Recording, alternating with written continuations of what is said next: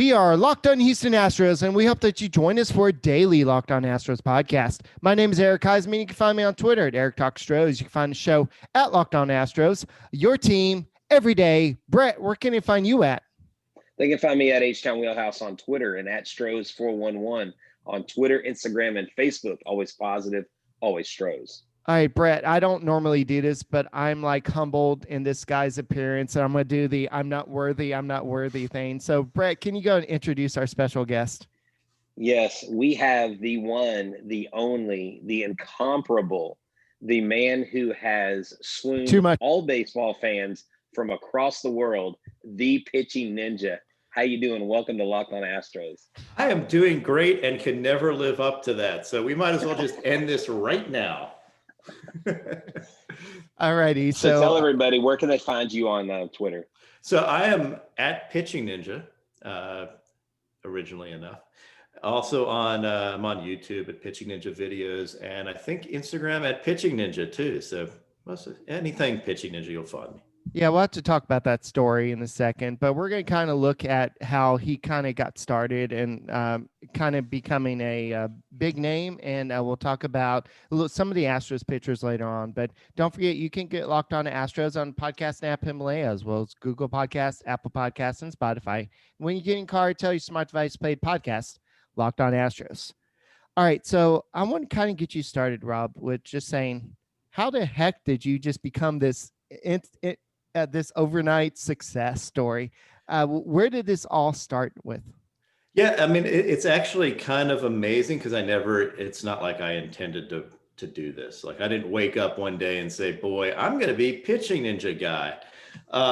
So really the way it started out is kind of, I mean, I was just coaching. Like I wasn't this great baseball player. I'm not this guy who grew up and was just a dominant pitcher or anything like that, which actually maybe makes it better because I asked more questions. I think some of the people that grew up and they were dominant, everything they did was awesome. They maybe didn't learn the game as much. So what I did is I started from ground zero. I had a kid, started coaching youth baseball and really teaching kids. Like everybody said, hey, you're really good with kids. You communicate well, you're positive. And how I want you to be involved in coaching. So I got drafted to coach. Like it wasn't even like what I wanted to do.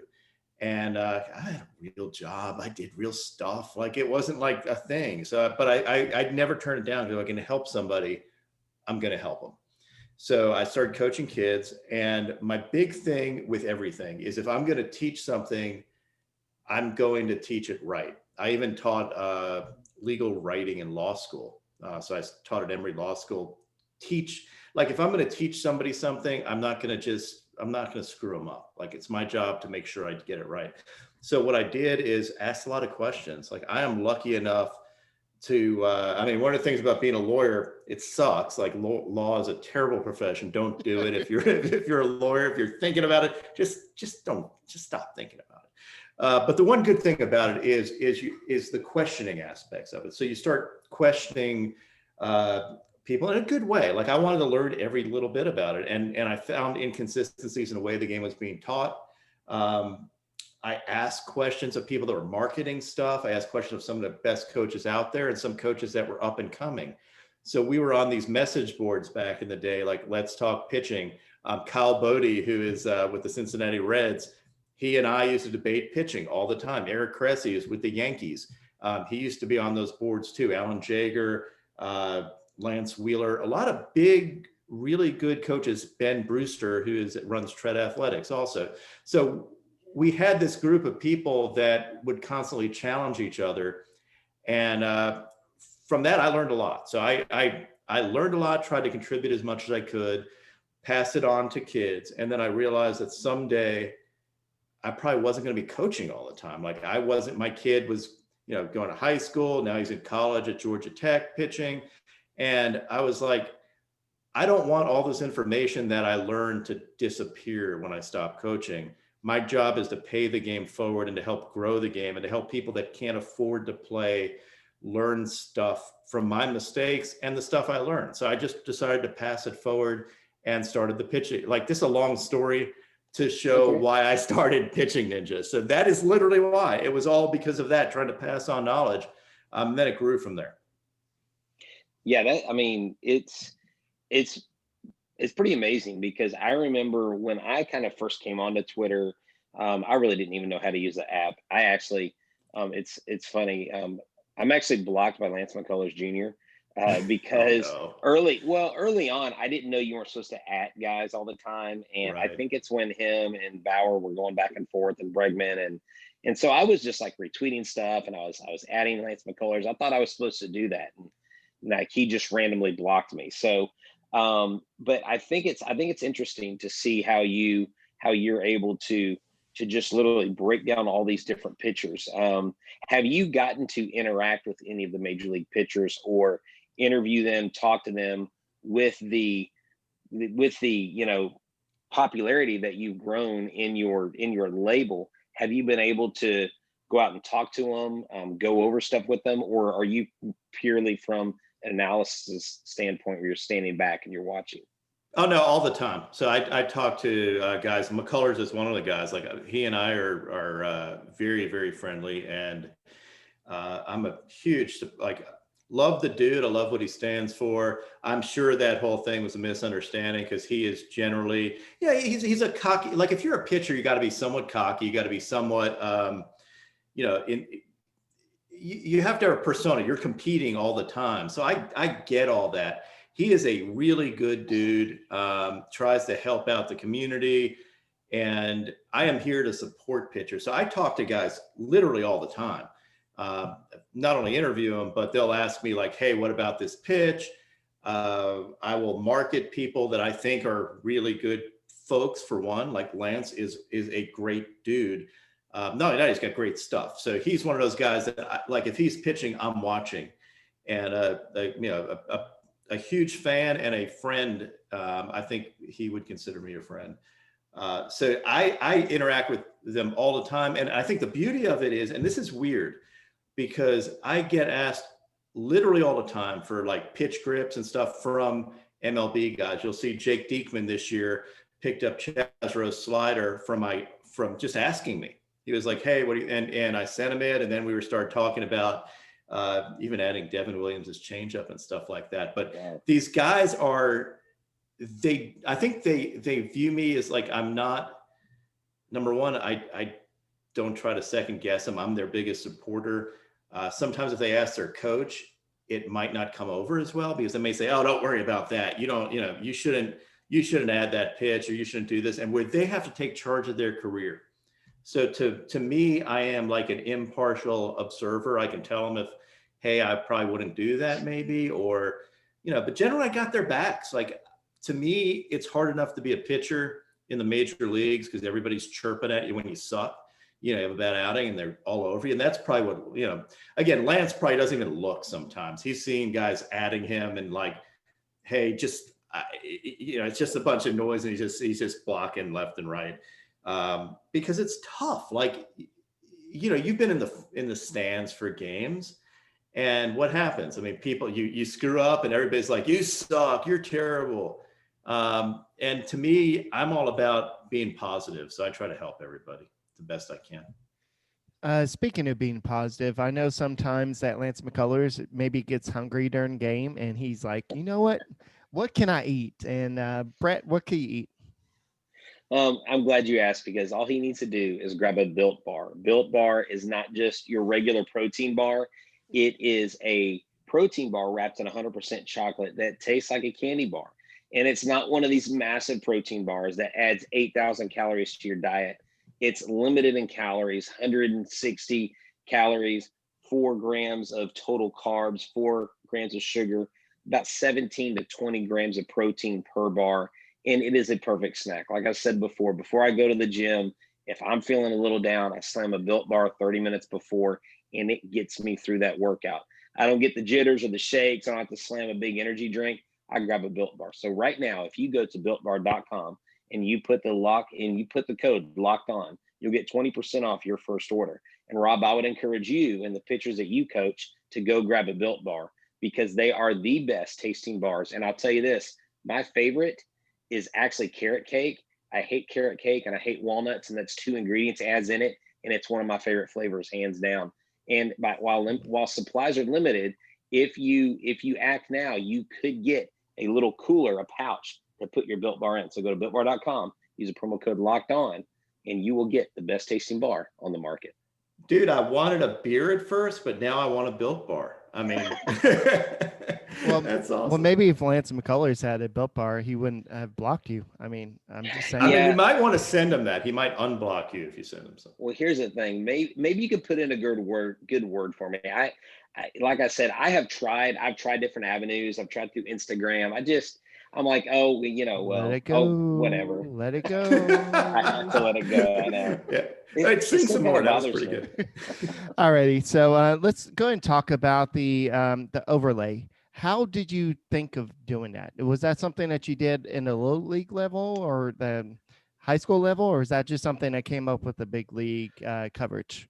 So basically what I realized is there are so many pitches that are not necessarily nasty when you're looking at them. So you might see a pitch and you're like, yeah, it didn't move that much. And fans are like wondering why a batter swung at something and stuff. So my deal is to try to figure out how pitches work together, because you can't judge a pitch in a vacuum. Some pitches you can. Some pitches are just individually filthy.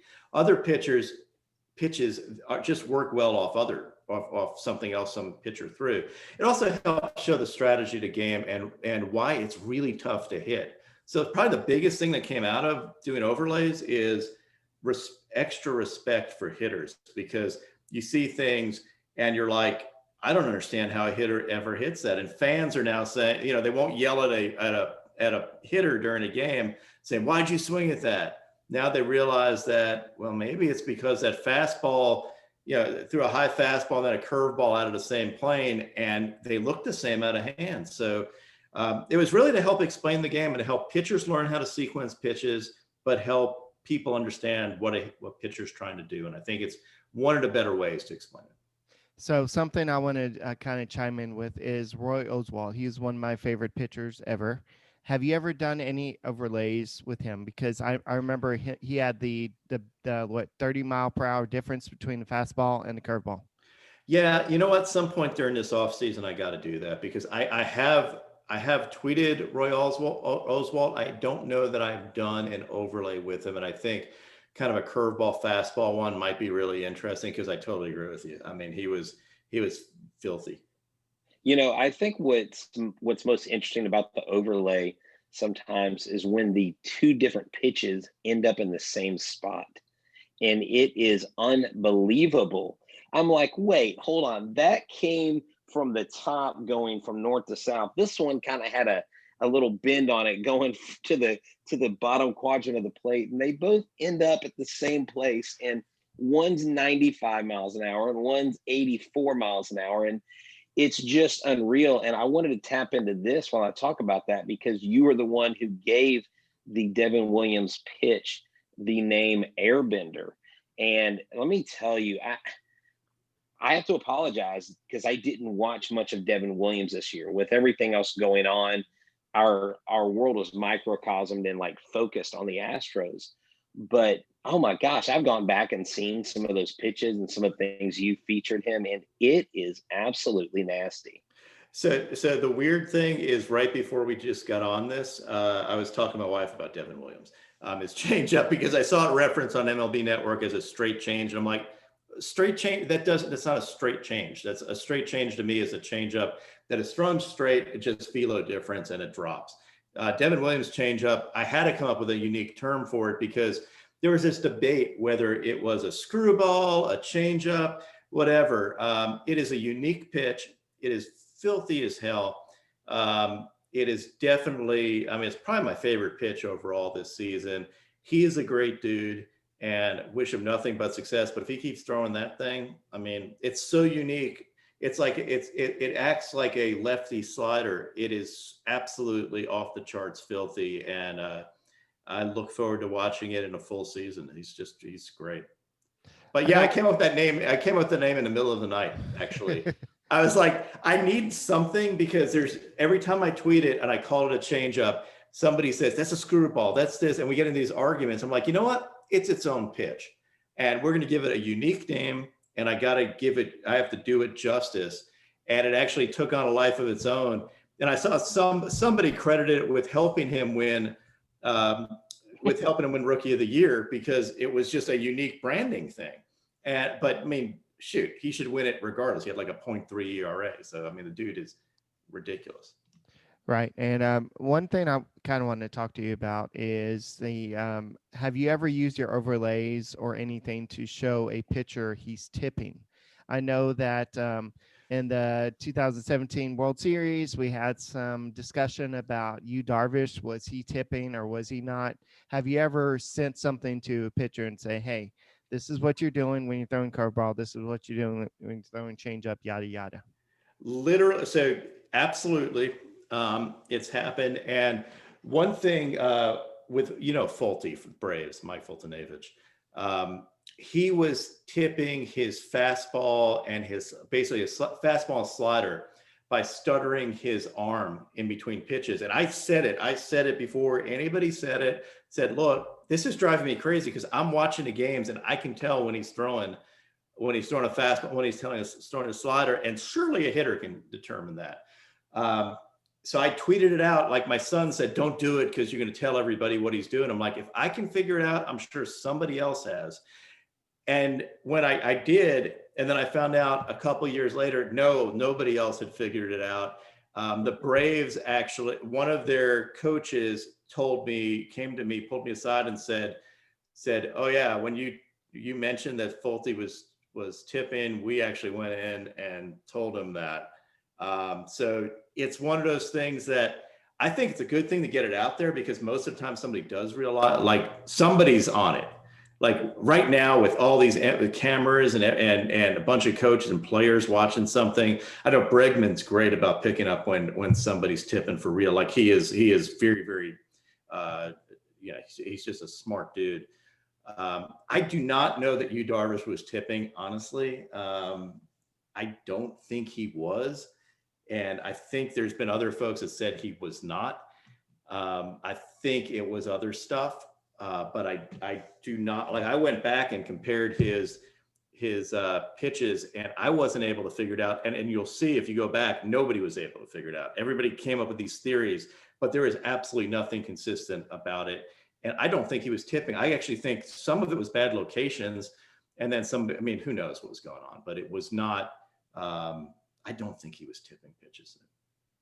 Well, I mean, I think sometimes at the end of the day, baseball, you just kind of figure a guy out too. I think some of it comes with confidence. Whenever Carlos Correa walks up to the plate in the playoffs, and right before he leaves the dugout, he looks at Altuve and Baker and says, walk off. I mean, he said, I just knew I was going to hit this walk-off home run. And that's what's so magical and I think beautiful about baseball is that at the end of the day, no matter how much analysis or study you do into the game, you still have to either A, pitch the ball in the right place, or A, swing the bat and put the bat on the ball.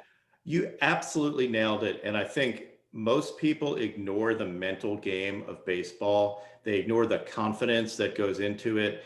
Everybody's into spin rate and mechanics and velo. There's a part of the game that is absolutely purely mental. And Correa, I thought, did a fantastic job in the playoffs of refocusing. It was Framber, wasn't it? Where he was getting into it, and he's just like, look, yes. Yeah, focus right here. We're going to win this game. Don't get distracted. They're trying to get in your head. They're trying to mess you up. Just get, and that's a leader. Like that is, you can't just play. It's not a fantasy baseball game. You're dealing with people. And so much of the game is mental, and you need people like that to lead the team. And I think the Astros, that's one thing that they play with. There's a huge chip on your shoulder, but there's so many players that have that attitude that it kind of feeds on itself, and you need it. Like you can have great stuff and fold like a freaking house of cards if you're under pressure. And then there are guys that just thrive under pressure. That really does exist. I mean, you know that if you're playing golf and you're sitting in front of a 3-foot putt to win a tournament or to shoot a birdie or whatever it is, I've choked playing golf. I know I've choked playing. I can feel it. Like, there are players that just don't step up, and there are players that do. So, maybe you can't show it through stats, and obviously it isn't consistently shown. There's not consistently a clutch player, but players know it. They know when a player has their back. They know when you're playing as a team versus playing as individuals. You can tell it. I mean, you're 100% right. All right. Well, we'll get more into the Astros side of things in a second, but I wanted kind of you to reflect. Which pitcher has reached out to you and like really thanked you, and it really meant something? Like you had them kind of I know you brought up the Fulte thing earlier, but was there any pitcher that notable that just said, "Hey, thanks for doing this"? Marcus Stroman actually publicly at the All-Star game said it because he and I were working on a changeup for years. Like, he just reached out to me and said, "Hey, I can't throw a changeup. Give me all these grips." And we'd go back and forth on grips. And he is a fantastic dude. Just a great ambassador for the game. And he was interviewed. I think it was the Cespedes Barbecue guys were interviewing him at the All-Star game. And he's like, Rob and I've been tight behind the scenes for a long time. And again, I mean, he's one of those guys I have a ton of respect for. But there are a bunch of folks actually this year. I mean, you Darvish said it, but you reached out to me for Shane Bieber's knuckle curve grip, and literally in the next game threw it, but he couldn't get the knuckle curve right, so he threw it as a slider with the same spin axis, and was like, "Hey, this is that pitch." So this happens all the time, and he actually said it publicly too. So it's not telling stories out of school. So he thanked me for that. Jake Diekman thanked me this year, and he was unbelievable this year. Like, that dude is filthy. So what you're saying is that you're more than just the overlays. You are actually working with these pitchers. You're really actually working on their grips and how to actually deliver the pitches. Yeah, in a harmless way. Like, I don't go in there. I'm not going to reach out to somebody and say, "Hey, I'm going to help you." I'm not the guy who, I don't charge them anything. Like, it's not like my business. Like, I'm here as a guy to bounce things off of, because I have a lot of information that I've gathered, but I gather it from I don't know. I feel like my job is to share stuff and not, I'm just not about the money aspects of it. I'm about trying to help it, because telling these stories means a hell of a lot more to me than anything anybody could pay me for anything. Like, it's just not a thing. That's not the way my mind works. I just wouldn't do it. I think it would be cool if in the bullpen, or maybe not in the bullpen, maybe in the dugout, they had a phone, and on the phone had your logo. And if their pitcher's struggling, they're like, "Call the pitching ninja." Dude, that is a great idea. The ninja hotline. The ninja be like the bat phone. You put like the pitching ninja symbol above the stadium. Charge $2,000 per minute. Dude, hey, ain't gonna charity though. I'm not gonna. Yeah, I'm with you. That's a good. So I know the Brewers guy, like the Brewers guys, just in general, they're the reviewing the Brew guys will. I gave them a little Batman thing every time, like Devin Williams came in, they had to notify me, or every time they saw a nasty pitch. I like that. I like the idea of a bat phone, but sure, players, absolutely. In the middle of a game, I will tell you, I do have players reach out to me in the middle of a game, mostly after outing, saying, "Hey, I hope you got that pitch." Or occasionally someone's in the clubhouse and they say, "My teammate just looked really stupid swinging at this, so you better get that." That's awesome. All right, guys. So we're going to come back and we'll have another episode tomorrow, and we'll talk with the pitching ninja about the Houston Astros pitchers and who does he think is the best on Astros staff, and will the Astros miss Justin Verlander? We'll talk about a lot more of the Astros type stuff. So Rob, thank you for joining Locked On Astros podcast, and we're looking forward to having you back on tomorrow. Awesome. Thank you, guys.